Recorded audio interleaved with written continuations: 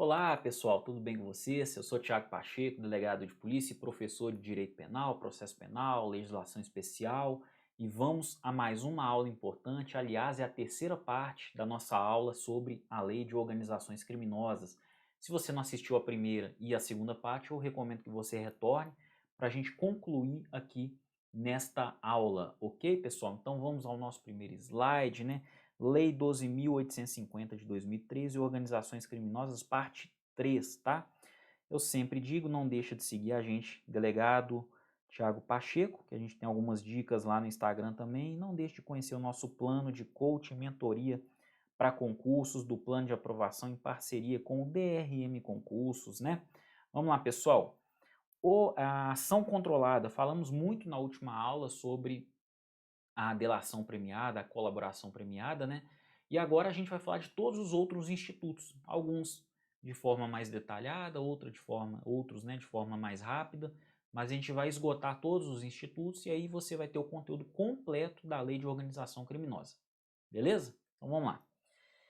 Ação controlada é um ato estratégico de retardar a intervenção policial, olha só, retardar a intervenção policial, desde que mantida sob observação e acompanhamento para que a medida legal se concretize no momento mais eficaz.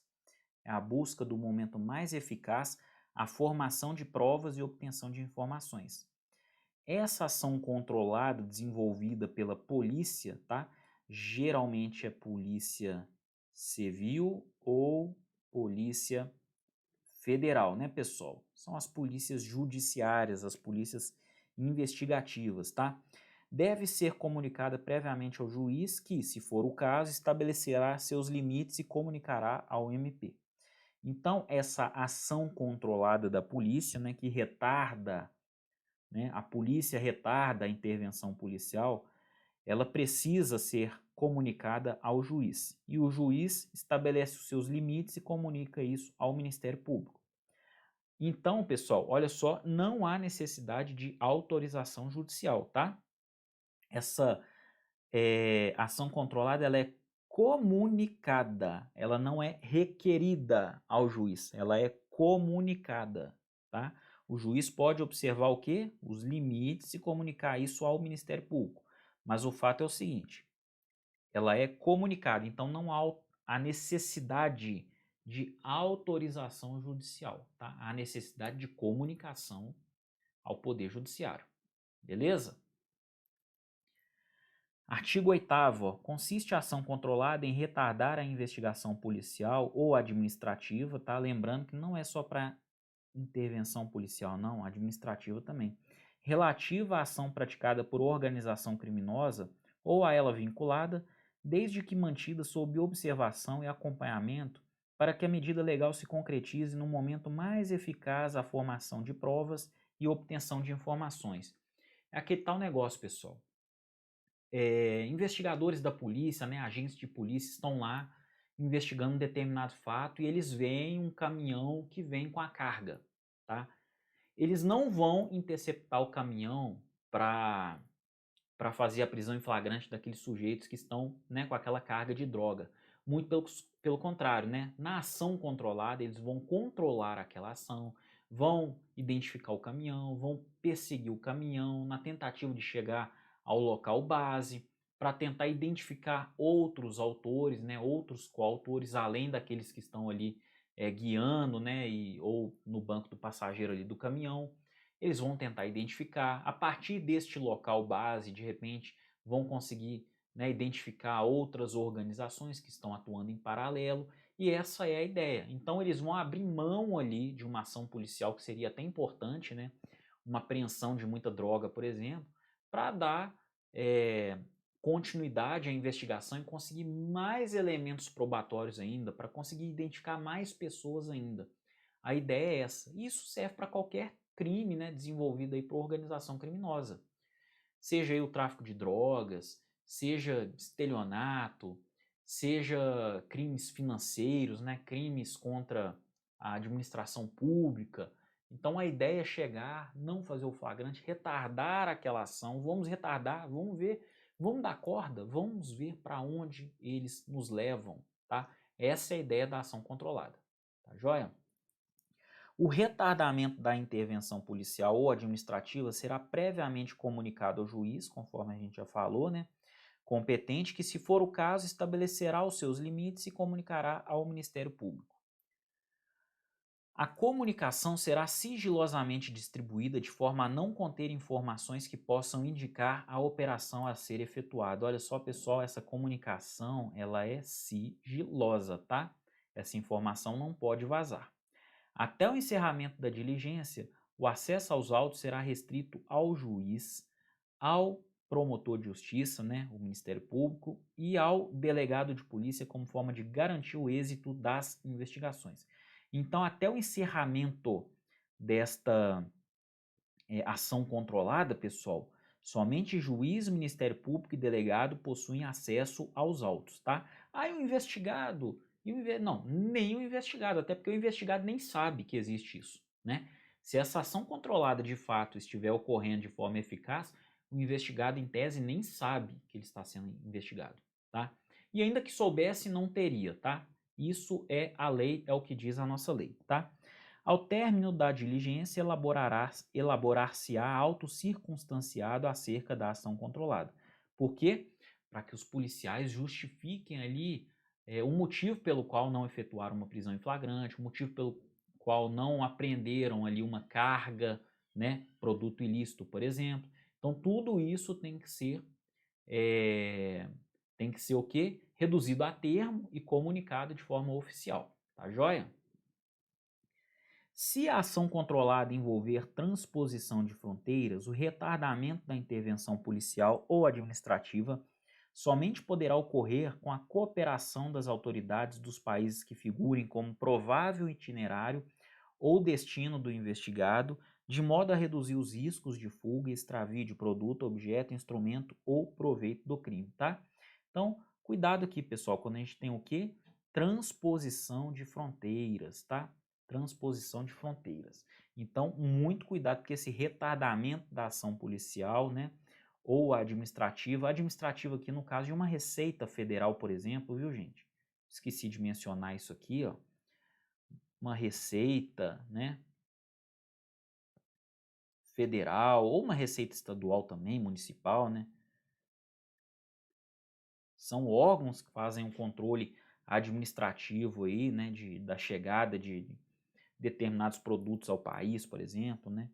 Então, somente pode ocorrer com a cooperação de autoridades desses países, né, que vão figurar como provável itinerário, né, dessa organização criminosa ou o provável destino do investigado, tá joia? Isso tudo para reduzir a chance de fuga, né, do investigado.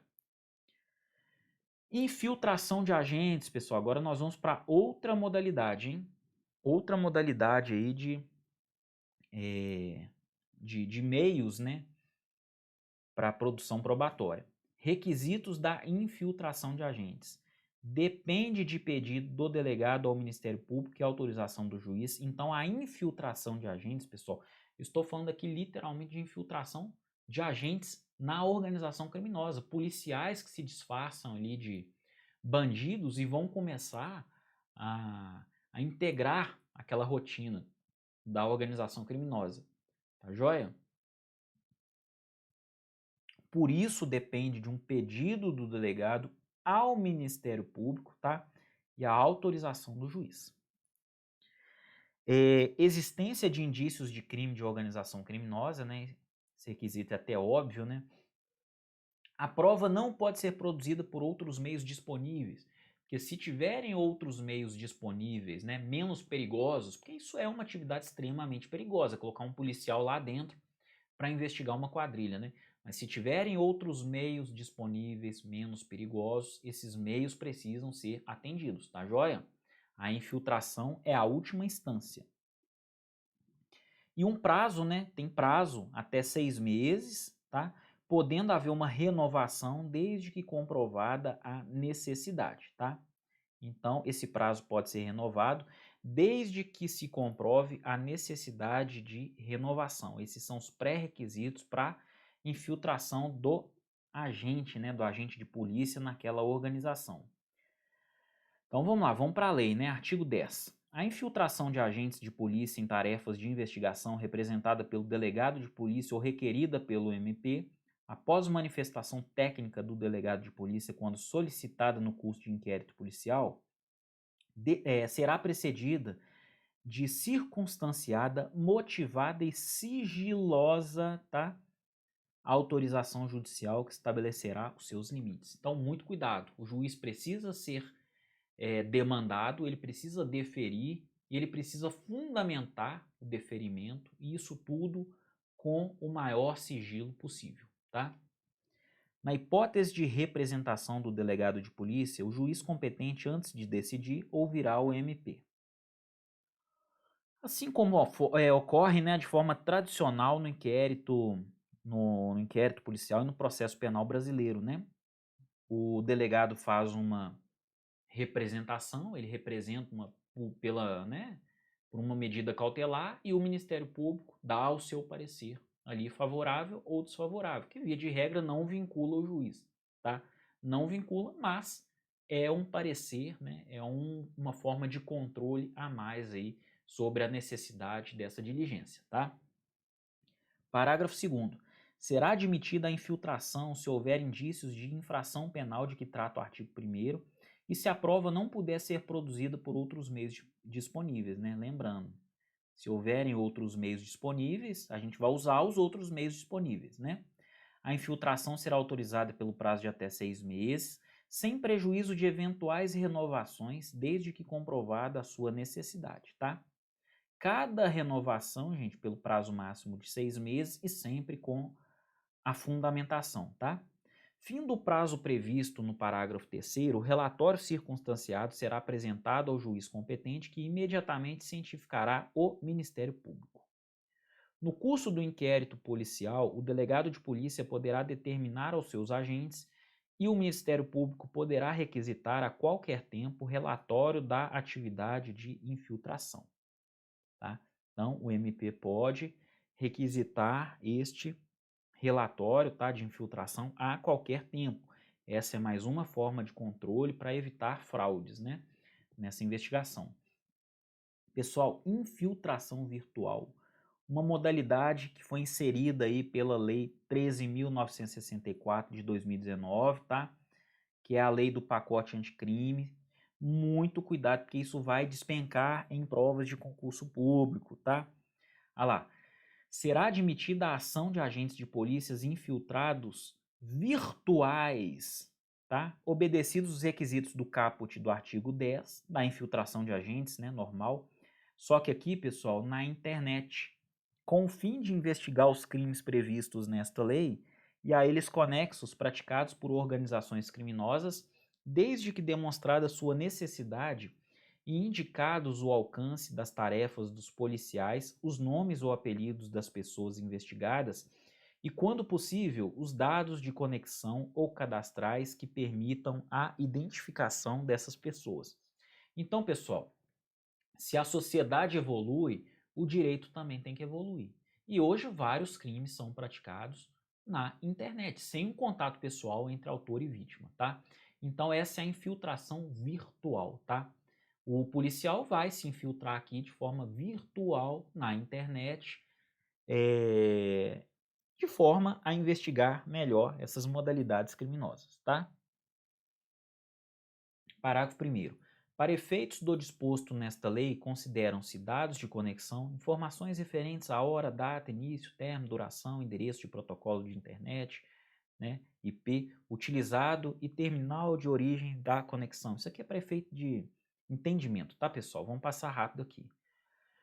Dados cadastrais. Informações referentes a nome, endereço de assinante ou de usuário registrado ou autenticado para conexão, a quem endereço de IP, identificação de usuário ou código de acesso tenha sido atribuído no momento da conexão. Na hipótese de representação do delegado de polícia, o juiz competente, antes de decidir, ouvirá o MP, conforme eu já adiantei aqui, tá?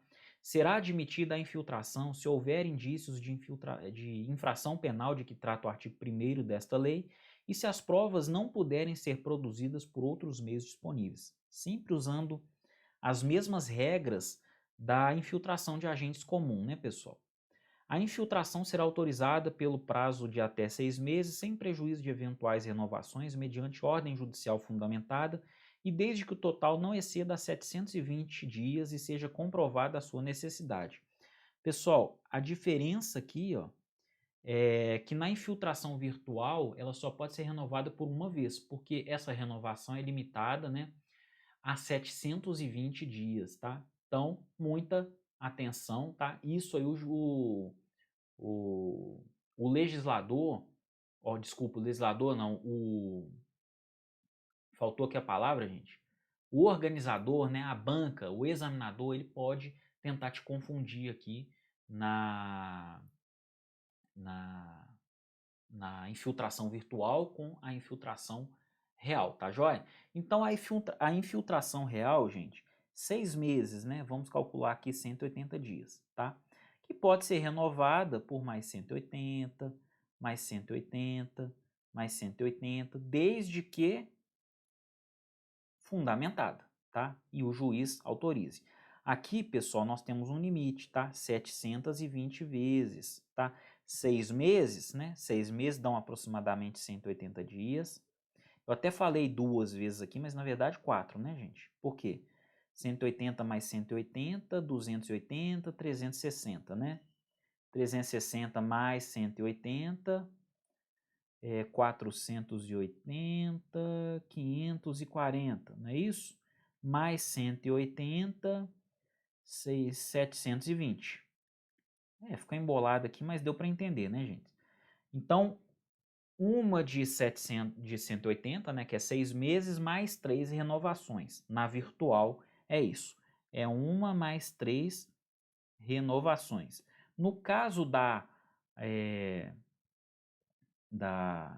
infiltração normal, na infiltração de agentes, não temos limite, tá? Desde que todas essas renovações ocorram de forma fundamentada. Na virtual, a gente tem um limite 720 dias, ou seja, um pedido e mais 3 renovações, tá? Cuidado que o organizador pode tentar te quebrar nisso aí. Fim do prazo previsto no parágrafo 4º deste artigo, o relatório circunstanciado juntamente com todos os atos eletrônicos praticados durante a operação deverão ser registrados, gravados, armazenados e apresentados ao juiz competente que imediatamente cientificará o MP. Então tudo isso, pessoal, esses atos eletrônicos, eles são registrados, gravados, armazenados e depois apresentados ao juiz, tá? No curso do inquérito policial, o delegado de polícia poderá determinar aos seus agentes e o Ministério Público, né, e o juiz competente poderão requisitar a qualquer tempo o relatório da atividade de infiltração. Então, pessoal, o delegado ele determina aos seus agentes esse relatório e o Ministério Público e o juiz competente poderão requisitar, tá, a qualquer tempo de quem? Da Polícia Civil, né, do delegado, via de regra, né, da autoridade policial, esse relatório da atividade de infiltração. Isso aí, pessoal, se chama controle. Controle para que esses agentes, né, infiltrados não se percam e, ao invés de colaborarem com a investigação, passarem a efetivamente integrar essa organização criminosa. Então, tem um controle interno ali exercido pelo próprio delegado de polícia e o controle externo ali desenvolvido pelo Ministério Público, auxiliado aí pelo magistrado, nesse caso aqui, ok? Parágrafo 7º. É nula a prova obtida sem a observância do disposto neste artigo, tá? As informações da operação de infiltração serão encaminhadas diretamente ao juiz responsável pela autorização da medida, que zelará pelo seu sigilo. Cuidado, hein, pessoal? A palavra sigilo aqui é regra. Antes da conclusão da operação, o acesso aos autos será reservado ao juiz, ao Ministério Público e ao delegado de polícia responsável pela operação, com o objetivo de garantir o sigilo das investigações, tá? Então, antes da conclusão, olha só, o acesso aos autos será reservado a quem? Juiz, MP e delegado de polícia, assim como ocorre na infiltração de agentes comum, tá? C, 10C, né? Não comete crime o policial que oculta sua identidade para, por meio da internet, colher indícios de autoria e materialidade dos crimes previstos no artigo 1º desta lei. Claro, né, pessoal? Isso não precisava nem estar escrito aqui. O agente policial infiltrado que deixar de observar a estrita finalidade da investigação responderá pelos excessos praticados. É a responsabilização, né, daquele policial que foi além daquilo que ele poderia fazer. Artigo 10d. Concluída a investigação, todos os atos eletrônicos praticados durante a operação deverão ser registrados, gravados, armazenados e encaminhados ao juiz e ao Ministério Público juntamente com o relatório circunstanciado, tá?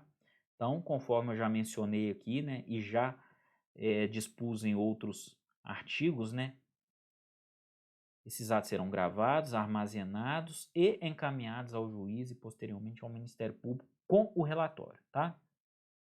Os atos eletrônicos registrados citados no caput deste artigo serão reunidos em autos apartados e apensados ao processo criminal juntamente com o inquérito policial, assegurando-se a preservação da identidade do agente policial infiltrado e a intimidade dos envolvidos, tá? Sempre preservando o que, pessoal? A identidade do policial infiltrado e a intimidade de todos os envolvidos, inclusive aqueles que estejam sendo o quê? Investigados. Artigo 11. O requerimento do Ministério Público ou a representação do delegado de polícia para a infiltração de agentes conterão a demonstração da necessidade da medida, precisa fundamentar, tá? O alcance das tarefas dos agentes e, quando possível, os nomes ou apelidos das pessoas investigadas e o local da infiltração. Isso é para dar o máximo de controle possível às investigações, tá? Os órgãos de registro e cadastro público poderão incluir nos bancos de dados próprios, mediante procedimento sigiloso e requisição da autoridade judicial, as informações necessárias à efetividade da identidade fictícia criada nos casos de infiltração de agentes na internet, tá? Então, muito cuidado aqui, com relação aos órgãos de registro e cadastro público, tá, gente? Eles poderão incluir nos bancos de dados o que? Mediante procedimento, obviamente, sigiloso e requisição do juiz, as informações necessárias à efetividade da identidade fictícia. Ou seja, o que eu estou falando aqui? Que o RG falso do policial que está infiltrado, ele pode ser incluído nos cadastros oficiais estatais. Isso, claro, mediante solicitação do juiz, tá? Mediante ordem judicial. E esse cadastro, né, esse CPF, essa identidade, eles vão de fato existir, mas são falsos. Eles servem para a investigação. Mas que eles dão um ar de legitimidade, não dão, gente? Poxa, apresenta aqui a identidade verdadeira que está constando em todos os cadastros públicos. Isso é ótimo para a investigação, tá? Artigo 12. O pedido de infiltração será sigilosamente distribuído de forma a não conter informações que possam indicar a operação a ser efetivada ou identificar o agente que será infiltrado. Sempre essa palavra, né, gente? Sigilo, né? As informações quanto à necessidade da operação de infiltração serão dirigidas diretamente ao juiz competente, tá? Que decidirá no prazo de 24 horas, o juiz tem 24 horas para decidir, após a manifestação do Ministério Público, na hipótese de representação do delegado de polícia, devendo-se adotar as medidas necessárias para o êxito das investigações e a segurança do agente infiltrado. Então, o juiz tem 24 horas para decidir, tá? Os autos contendo as informações da operação de infiltração acompanharão a denúncia do Ministério Público quando serão disponibilizados à defesa, assegurando-se a preservação da identidade do agente. Olha só, cuidado, hein? Sempre. Havendo indícios de que o agente infiltrado sofre risco iminente, a operação será sustada. Então, pessoal, o agente corre risco iminente. A operação será o quê? Sustada, mediante requisição do Ministério Público ou pelo delegado de polícia, dando-se imediata ciência ao Ministério Público e à autoridade judicial. Por quê? A vida do agente é muito mais importante do que qualquer investigação, né, gente? temos que preservar a vida do agente que se dispôs a ir tão dentro, né, de se aprofundar tanto na investigação a ponto de estar ali no meio dos criminosos, né, de forma infiltrada, tá joia? Responsabilidade do agente infiltrado, pessoal. O agente que não guardar em sua atuação a devida proporcionalidade com a finalidade da investigação responderá pelos excessos praticados. Não é punível no âmbito da infiltração a prática de crime pelo agente infiltrado no curso da investigação quando inexigível conduta diversa. Às vezes, pessoal, o sujeito está tão... Claro, ele responde pelos excessos? Responde, de acordo com o caput. Agora, ele está tão infiltrado naquela organização, vai haver a prática de um crime lá, ele acaba tendo que participar disso tudo também. Pessoal, é inexigível dele naquele momento não participar do ato, porque ele poderia inclusive ser descoberto ali pela organização e morrer. Então, nesses casos, nem precisaria estar aqui, mas a lei quis, né, dar essa proteção ao investigado. Ela informa uma causa de excludente de ilicitude, né, que via de regra, inclusive, é supralegal, que é a inexigibilidade, né, de conduta diversa, tá? Aqui de forma expressa na lei, tá joia, pessoal? Direitos do agente infiltrado. Tem alguns direitos, né? São direitos do agente: recusar ou fazer cessar a atuação infiltrada. Ele pode desistir a qualquer momento, tá? Ter a sua identidade alterada, aplicando-se no que couber o disposto no artigo 9º da Lei 9.807, bem como usufruir das medidas de proteção a testemunhas, tá? Então, isso tudo aqui de acordo com a Lei de Proteção, né, às Vítimas e Testemunhas, que é a Lei 9.807. Ter o seu nome, sua qualificação, sua imagem, sua voz e demais informações pessoais preservadas durante a investigação e o processo criminal, salvo se houver decisão judicial em contrário, não ter sua identidade revelada, nem ser fotografado ou filmado pelos meios de comunicação sem sua prévia autorização por escrito. Acesso a dados cadastrais, registros, documentos e informações, pessoal. Outra modalidade aí, né? Outro meio de produção de provas. Delegado e Ministério Público terão acesso independentemente de autorização judicial. Olha só, pessoal, atenção, tá? Independentemente de autorização judicial, estamos falando aqui, ó, delegado e Ministério Público, tá? Aos dados cadastrais, mas eu estou me referindo aqui apenas aos dados cadastrais do investigado, tá? Que informarem qualificação pessoal, filiação, endereço mantido pela Justiça Eleitoral, empresas telefônicas, instituições financeiras, provedores de internet, administradoras de cartão de crédito. Então, pessoal, para esses simples dados cadastrais, o delegado e o Ministério Público, eles podem requisitar diretamente a essas empresas essas informações. Não é necessário aqui autorização judicial, beleza? Ah, então quero saber em qual endereço está cadastrado o telefone tal. Beleza, eu peço diretamente à empresa de telefonia. O fulano de tal está inscrito numa conta da CEMIG. Vamos ver os dados cadastrais dele lá, né? Uma conta de luz. Ah, o endereço é esse, o telefone registrado é esse, tem e-mail também. Ótimo, são todos dados cadastrais aí. Para isso não precisa de autorização judicial. Do acesso a registros, dados cadastrais, documentos e informações. Então vamos lá, parte legislativa agora, artigo 15. O delegado de polícia e o Ministério Público terão acesso independentemente de autorização judicial apenas aos dados cadastrais do investigado que informarem exclusivamente a qualificação pessoal, a filiação e o endereço mantidos pela Justiça Eleitoral, empresas telefônicas, instituições financeiras, provedores de internet, administradores de cartão de crédito, conforme acabamos de mencionar, né? Artigo 16. As empresas de transporte possibilitarão, pelo prazo de 5 anos, acesso direto e permanente do juiz, do Ministério Público ou do delegado de polícia aos bancos de dados de reservas e registros de viagem, tá? As concessionárias de telefonia fixa ou móvel manterão pelo prazo de 5 anos à disposição das autoridades mencionadas no artigo 15 registros de identificação dos números dos terminais de origem e de destino das ligações telefônicas internacionais, interurbanas e locais. Dos crimes ocorridos na investigação e na obtenção de prova. Vamos lá, pessoal, agora a gente vai falar dos crimes, tá? Revelar a identidade, fotografar ou filmar o colaborador sem sua prévia autorização por escrito. Reclusão de 1 a 3 anos e multa.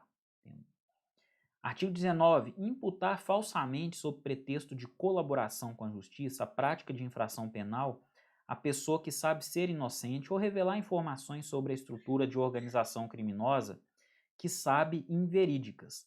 Reclusão de 1 a 4 anos e multa. Descumprir determinação de sigilo das investigações que envolvam a ação controlada e a infiltração de agentes. Aqui é crime próprio, hein, gente? Cuidado. A maioria deles são, mas o artigo 20, por excelência, né? Reclusão de 1 a 4 anos. Só pode ser, essa modalidade criminosa do artigo 20 só pode ser exercida pelo agente que esteja infiltrado, né? Artigo 21. Recusar ou omitir dados cadastrais, registros, documentos e informações requisitados pelo juiz, Ministério Público ou delegado de polícia no curso de investigação ou do processo, tá? Reclusão de 6 meses a 2 anos e multa. Engraçado que é um crime de menor potencial ofensivo, né? Que a pena não supera, a pena abstratamente combinada não supera 2 anos, contudo, ele é apenado com reclusão e não com detenção. Então, admite o regime inicial fechado, né? Pelo menos teoricamente. Claro que na prática é difícil, tá? Parágrafo único. Na mesma pena incorre quem, de forma indevida, se apossa, propala, divulga ou faz uso dos dados cadastrais de que trata esta lei. Então, quem, né, pessoal, de forma indevida se apossou desses dados, propalou, divulgou, fez uso, né, também vai responder com essa pena de reclusão de 6 meses a 2 anos e multa, tá? Os crimes previstos nesta lei e as infrações penais conexas serão apurados mediante procedimento ordinário previsto no CPP, observado o disposto no parágrafo único deste artigo. A instrução criminal deverá ser encerrada em prazo razoável, o qual não poderá exceder a 120 dias, quando o réu estiver preso, prorrogáveis em até igual período por decisão fundamentada, devidamente motivada pela complexidade da causa ou por fato procrastinatório atribuível ao réu. Então nós temos um prazo aqui para a investigação terminar, hein, gente? 120 dias. Obviamente é um prazo impróprio, né? Caso, claro, não pode durar 1000 dias, né, gente? Mas se durar 130 dias, nós não teremos aí uma pena. Tudo isso é analisado lá no caso concreto. Então é um prazo impróprio, né? Que não vai gerar qualquer tipo aí de prejuízo, né, para a investigação, mas a gente precisa analisar as questões dentro do caso concreto, tá? O sigilo da investigação poderá ser decretado pela autoridade judicial competente para garantia da celeridade e da eficácia das diligências investigatórias, assegurando-se ao defensor, no interesse do representado, amplo acesso aos elementos de prova que digam respeito ao exercício do direito de defesa, devidamente precedido de autorização judicial, ressalvados os referentes às diligências em andamento, tá? Determinado o depoimento do investigado, seu defensor, será assegurada a prévia visita dos autos, né? A prévia vista, desculpe, né? Prévia vista dos autos, ainda que classificados como sigilosos, no prazo mínimo de 3 dias que antecedem ao ato, podendo ser ampliado a critério da autoridade responsável pela investigação. Então, pessoal, depois do depoimento do investigado, o defensor dele, né, o advogado ou defensor público, né, a este defensor será assegurado a vista dos autos, tá? Ainda que esses autos estejam classificados, né, como sigilosos, e isso no prazo de 3 dias que antecedem ao ato, ok? Pessoal, e é isso, tá? Falamos tudo, eu arrumei uma correria aqui para a gente conseguir fechar no prazo. Foi muita leitura de artigo, mas é isso que é cobrado na sua prova.